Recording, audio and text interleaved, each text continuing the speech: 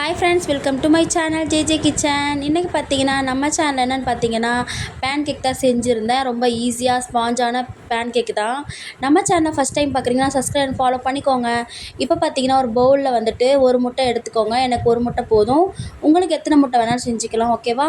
இப்போ நல்லா பீட் பண்ணதுக்கப்புறமா பேக்கிங் பவுட்ரு போட்டுக்கோங்க. அதேமாதிரி நல்லா பீட் பண்ணதுக்கப்புறமா பேக்கிங் சோடா போட்டுக்கோங்க. அதேமாதிரி நல்லா வந்துட்டு இந்த மாதிரி நல்லா ஸ்டேஜில் இருக்கும்போது மில்க் ஆட் பண்ணிக்கலாம். அதேமாதிரி நல்லா கலந்து விட்டதுக்கப்புறமா பார்த்தீங்கன்னா நம்ம வந்துட்டு கண்டஸ்டன்ட் மில்க் ஆட் பண்ணிக்கலாம். அது டேஸ்ட்டுக்காக கொஞ்சமாக ஆட் பண்ணிக்கலாம். சூப்பராக இருக்கும் பேன் கேக்கு.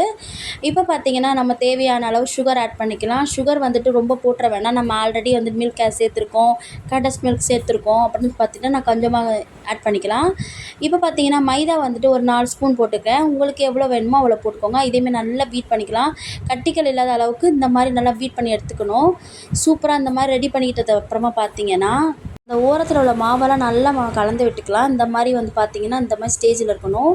கொஞ்சம் கூட வந்துட்டு நமக்கு எக்கோட வாடை இருக்கவே கூடாது. இந்த மாதிரி ஒரு பேனில் வந்துட்டு எண்ணெய் தடவி விட்டதுக்கப்புறமா இந்த மாதிரி கொஞ்சம் கொஞ்சமாக போட்டு பாருங்கள். நல்லாவே பேன் கேக்கு சூப்பராக ரெடி ஆகிடுச்சு. ஸ்பாஞ்சு மாதிரி வந்திருக்கும். பார்த்துக்கோங்க, நான் அமுக்கி காட்டுறேன். நல்லா ஸ்பாஞ்சாக இருந்துச்சு. இப்போ அது மேலே ஹனி டெக்கரேஷனுக்காக நம்ம வந்துட்டு ஆட் பண்ணிக்கலாம். சூப்பரான ஒரு பேன் கேக்கு ரெடி ஆகிடுச்சு. நம்ம குழந்தைங்களுக்கு ரொம்ப பிடிச்ச pancake. Subscribe and follow பண்ணிவிட்டு எப்படி இருக்குன்னு கமெண்ட்ஸில் சொல்லுங்கள். Bye friends.